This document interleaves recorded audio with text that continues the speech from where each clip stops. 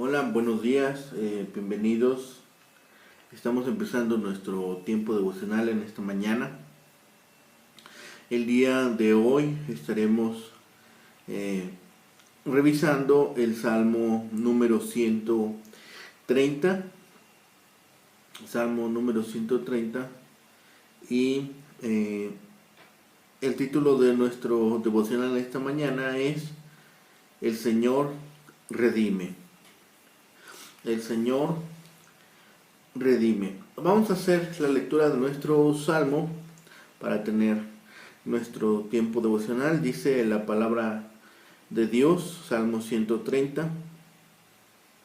De lo profundo, oh Jehová, a ti clamo. Señor, oye mi voz. Estén atentos tus oídos a la voz de mi súplica.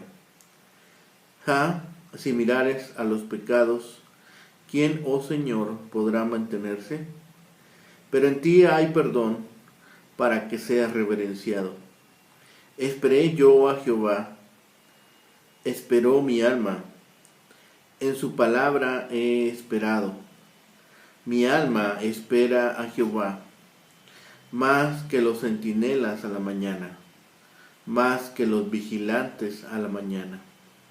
Esperé Israel a Jehová, espera Israel a Jehová, porque en Jehová hay misericordia y abundante redención con él. Y él redimirá a Israel de todos sus pecados. Bien, este Salmo 130 es uno de estos salmos que nos hablan de la culpabilidad del hombre, la libertad de la misericordia y la naturaleza de la redención. Son tres temas que estamos o que podemos observar: la culpabilidad del hombre, la libertad de la misericordia y la naturaleza de la redención. ¿Sí? El lenguaje que se usa en este salmo es individual. Sin embargo, podemos pensar en que el sentido del salmo es nacional, es decir, de la comunidad, de la nación entera. El grito de angustia en el Salmo 130 pues es evidente, pero también está la confianza en Dios y en el perdón y la salvación. El Salmo 130 es un salmo de penitencia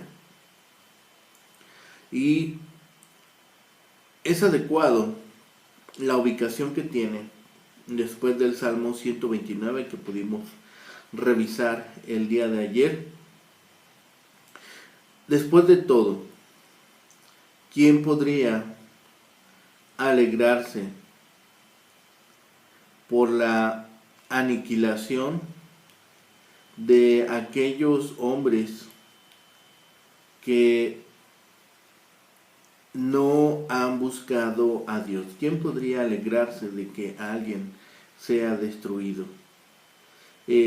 Vemos la oración por la misericordia de Dios, vemos un reconocimiento del perdón de Dios, la esperanza que hay en su perdón y también la oración o petición de misericordia para todos. El Salmo 130 pone de manifiesto la actitud de humildad humana y un sentimiento profundo de confianza en el Señor. El salmista se despoja de todo sentimiento de orgullo y grandeza para presentarse ante el Señor con sencillez y esperanza. Clama a Dios desde lo más profundo de su vida, es decir, presenta ante el Señor una oración muy profunda o de gran profundidad desde su ser. Clama a Dios desde lo más profundo de su vida. Su finalidad es recibir el favor divino y la misericordia que le permita recibir y disfrutar de la redención que emana solo del trono de Dios. Este salmo forma parte de los salmos penitenciales o de arrepentimiento, junto con otros salmos, el Salmo 6, el Salmo 32, el Salmo 38, el Salmo 51, el 102 y el 143. Y este salmo se puede catalogar como un salmo de súplica individual, en el que una persona en necesidad se presenta con humildad ante el Señor para implorar su intervención redentora. El salmista comienza con una petición personal, pero culmina con un horizonte de esperanza para toda la nación. El autor del salmo, abrumado por su condición personal, parece que atraviesa por una grave crisis. Quizás es una enfermedad terminal que atenta contra su vida, y desde sus sentimientos de dolor y preocupación más profundos espera la respuesta divina en forma de misericordia y perdón. Posiblemente este salmo no solamente se utilizaba en ceremonias personales de súplica durante momentos de adversidad individual, sino que puede relacionarse también con las festividades nacionales de arrepentimiento, similares a los que encontramos en el tiempo de Esdras, durante el día de la expiación, que se ubica en Levítico número 16. Por la naturaleza general y universal de las peticiones, es muy difícil precisar la fecha en la cual fue compuesto el Salmo, aunque muy bien puede provenir de la época de la monarquía. Su título hebreo se lo relaciona con los cánticos de peregrinación o graduales, como hemos estado hablando en estos días. Lo primero que observamos, o lo primero que podemos observar en el Salmo, es este clamor profundo del salmista. En los primeros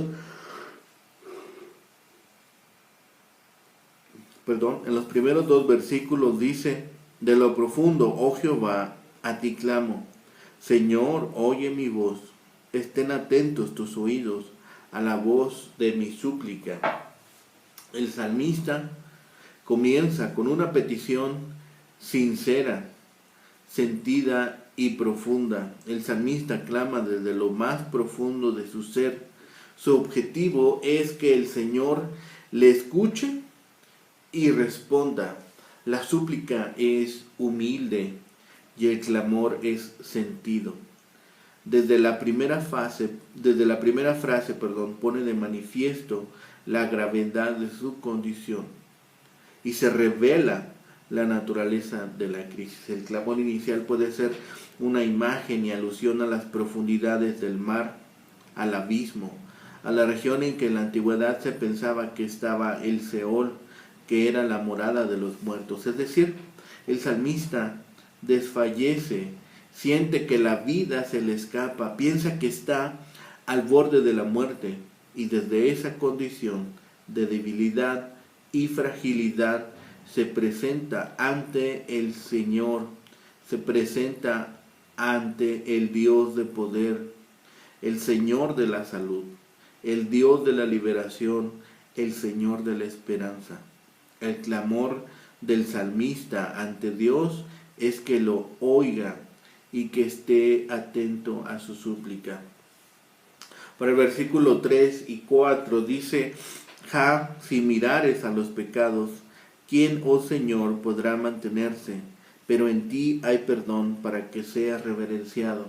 En la segunda estrofa del poema se presenta al salmista en una especie de negociación y diálogo con el Señor. La verdad es que si Dios se detuviera a mirar con pulcritud y rigurosidad los pecados de las personas, sería imposible mantenerse en pie. No sería posible la vida.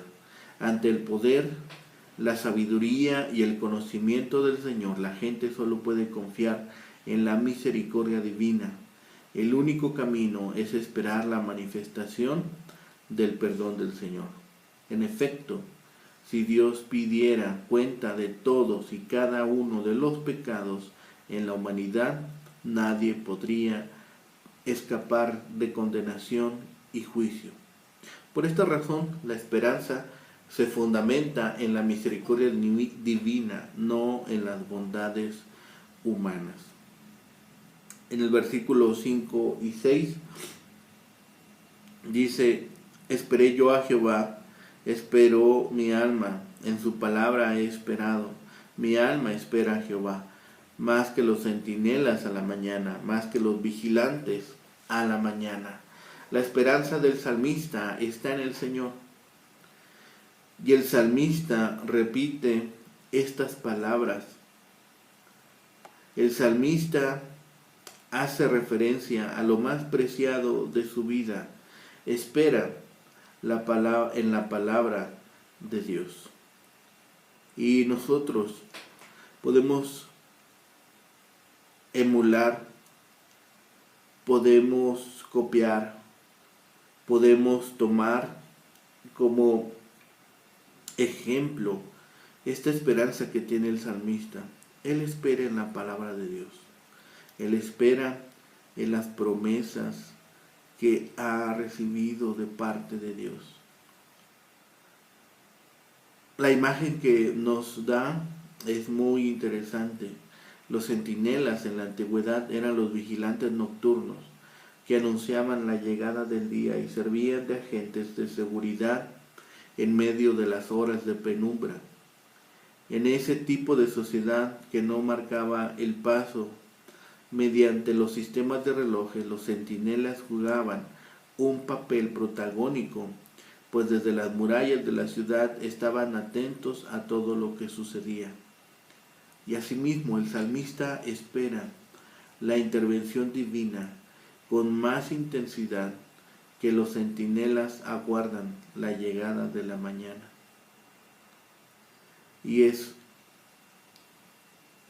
esta imagen que nos presenta la seguridad que el salmista ha depositado en Dios. En los versículos finales, versículos 7 y 8 dice: espera Israel a Jehová, porque en Jehová hay misericordia y abundante redención con él, y él redimirá a Israel de todos sus pecados. La palabra final del salmista nos mueve o nos transporta al tema de la esperanza personal del nivel individual al nacional. Como el salmista, el pueblo de Israel debe esperar en el Señor, pues la misericordia solo emana de su presencia. Y de acuerdo con el salmista, la misericordia divina prepara el camino de la redención, pues el Señor redimirá a Israel de todos sus pecados. El mensaje que culmina el clamor del salmista es una muy clara profesión de fe, una declaración de esperanza, una manifestación de confianza, una afirmación de seguridad. El Salmo revela una clara seguridad en la respuesta de Dios. El salmista reclama la intervención de Dios en un momento de grave necesidad personal y afirma que esa manifestación de misericordia divina no será reservada únicamente para los individuos piadosos, sino que está disponible para todo el pueblo. Cuando el ser humano, como el salmista, reconoce su condición, acepta su realidad y se llega con humildad al Señor, la misericordia divina no se hace esperar y se revela el perdón divino. La imagen de los centinelas y los vigilantes es de importancia en la comprensión del poema. En el mundo de la Biblia se pensaba que las oraciones que se hacían durante las horas de la noche podían ser contestadas a la llegada del alba. Esa esperanza de respuesta divina se manifiesta claramente en el Salmo. La gran afirmación del Salmo es que el Dios de la Biblia responde al clamor de su pueblo. Y en medio de las oscuridades de la vida, la iluminación divina se hace realidad. Para el salmista, esa luz divina se puede relacionar con la salud Para la humanidad es la intervención del Señor que responde a las necesidades concretas de la gente. Los temas de redención y perdón de los pecados son de fundamental importancia en la enseñanza del Nuevo Testamento, particularmente en el ministerio de Jesucristo. El mensaje transformador y redentor de Jesucristo estuvo al servicio de la gente cautiva y en necesidad, con el propósito específico y definido de perdonar los pecados de la humanidad y llevarles por los caminos de la redención y la salvación. El ministerio del Señor tomó en consideración las enfermedades, las angustias, los cautiverios y desesperanzas humanas para responder con misericordia y gracia divina. El cautiverio que más hiere y afecta adversamente a la humanidad es la del pecado, que fue perdonado por las acciones salvadoras de Jesucristo. En este Salmo 130 observamos la penitencia y el perdón.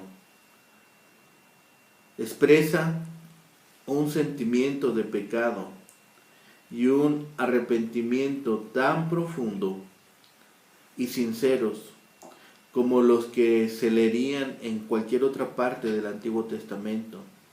Con el lamento de lo profundo se mezcla la seguridad del perdón. La nota más honda en todo verdadero acto de adoración es el sentimiento de una redención plena y de la perfección del amor de Jehová que de ese modo se manifiesta. Señalar las iniquidades significaría llenarnos de desesperanza. Redimir de toda iniquidad es inspirarnos con la esperanza. Vemos el lamento, este lamento del penitente, este lamento de quien se llega a Dios, este lamento de quien está confiando en Dios. Pero también vemos la esperanza del perdón. La palabra clave en el versículo 8 es redención o redimir. Él redimirá, en hebreo dice, Él es el mismo quien redimirá. El énfasis está puesto en el pronombre.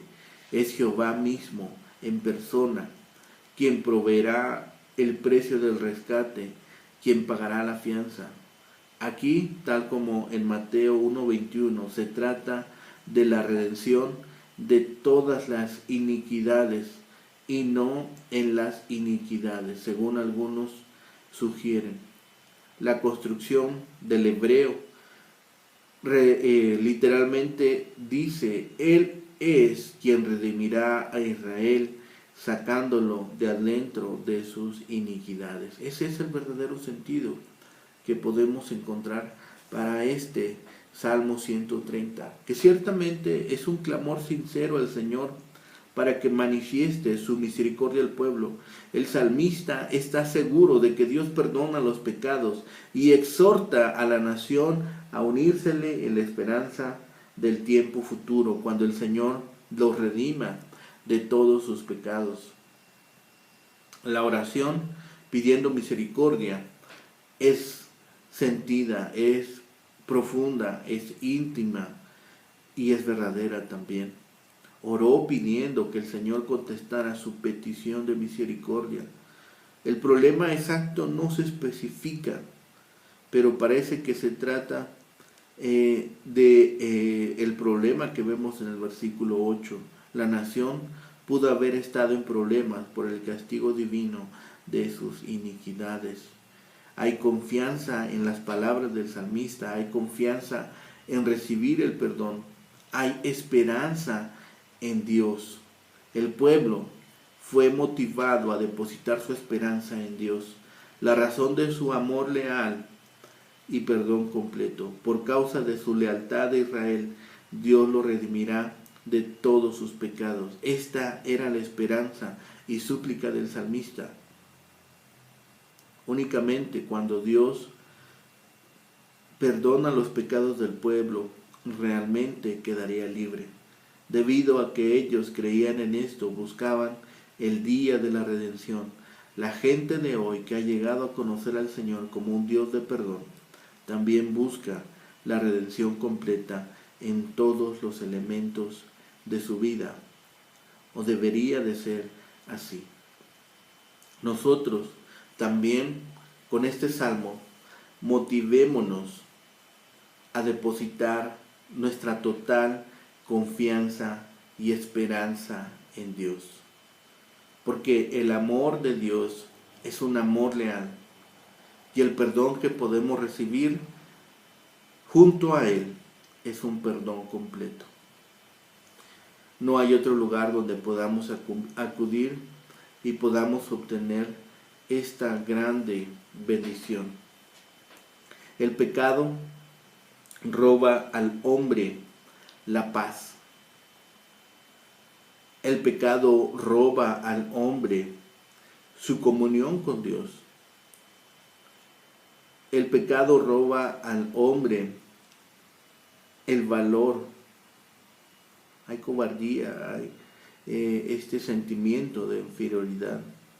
El pecado roba al hombre su libertad, la libertad que Dios nos ha dado. El pecado roba al hombre la vida y somos cautivos. El pecado roba al hombre la gloria y lo más lastimoso es que el pecado roba al hombre el cielo. Hagamos la misma oración que el salmista si nuestra vida ha entrado en pecado. Roguemos a Dios que nos escuche. Nuestra esperanza está en que Dios nos escucha. Tenemos ese gran privilegio en la oración. Tenemos esa gran esperanza, esa confianza en que Dios llegará a ayudarnos.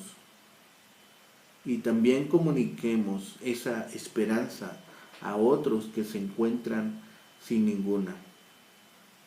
Desde las profundidades de la desesperación, el salmista clamó a Dios. La desesperación nos hace sentir aislados y lejanos de Dios, de la presencia de Dios, pero es justo en ese momento cuando más necesitamos de su ayuda. La desesperación por el pecado no nos debe llevar a la autocompasión, haciendo que pensemos más en nosotros que en Dios. En vez de eso, nos debe llevar a la confesión y después a la misericordia, perdón y redención que encontramos en Dios. Cuando nos abrume un problema, la autocompasión solo incrementará la desesperanza. Sin embargo, el clamor a Dios vuelve nuestra atención al único que en verdad puede ayudarnos. Mirar solamente el pecado, mirar solamente la falta, guardar ese rencor, guardar ese dolor, guardar esa situación, es como construir una muralla entre Dios y nosotros, o construir una muralla entre nosotros y la persona en la cual hemos faltado o fallado. Y es casi imposible hablar con franqueza mientras se encuentre esa pared. Cuando Dios nos perdona, lo hace por completo y derrumba cualquier muro existente entre nosotros y Él. Dios no guarda una lista de nuestros pecados, por lo tanto lo tememos, le reverenciamos y aún así podemos hablar con Él acerca de cualquier cosa. Cuando nosotros estemos orando, sepamos que Dios no guarda nada en contra de nosotros. Las líneas de comunicación entre nosotros y Dios están abiertas, y esto ha sido posible únicamente por el sacrificio de Jesucristo. Esto ha sido únicamente posible por lo que Dios hizo en la cruz del Calvario, porque Él vino a rescatar lo que se había extraviado. Él vino a restituir esa comunicación que se había fragmentado desde el Génesis. Estemos alegres y contentos porque Dios mismo, Jesucristo, tomó forma de hombre e hizo posible que mediante su sacrificio pudiéramos tener esa comunicación que se había perdido con Dios. Permítanme orar. Bendito Padre y Señor, gracias te damos por este tiempo, Señor, que nos permites tomar tu palabra, Señor, y ser edificados por medio de ella. Señor, permite que podamos ser fieles y que podamos, Señor, mantener nuestra esperanza puesta en ti. Padre bendito, perdona nuestras faltas, perdona nuestros errores. Y Señor, permite que podamos, Señor, restituir nuestra fe y seguir confiando, Señor, en cada una de las promesas que nos has dado. Señor, somos frágiles y somos débiles, pero en ti somos fuertes. Gracias, Señor, por lo que haces en esta mañana, Señor. Gracias por la bendición que nos permites. Y, Señor, todas nuestras necesidades, nuestras peticiones, nuestros anhelos están delante de ti, Señor. Tú súplelos según tu santa voluntad. Y todo te lo rogamos y te lo pedimos en el bendito nombre de Cristo, Señor y Salvador nuestro. Amén. Que tengan un excelente día. Que el Señor les bendiga.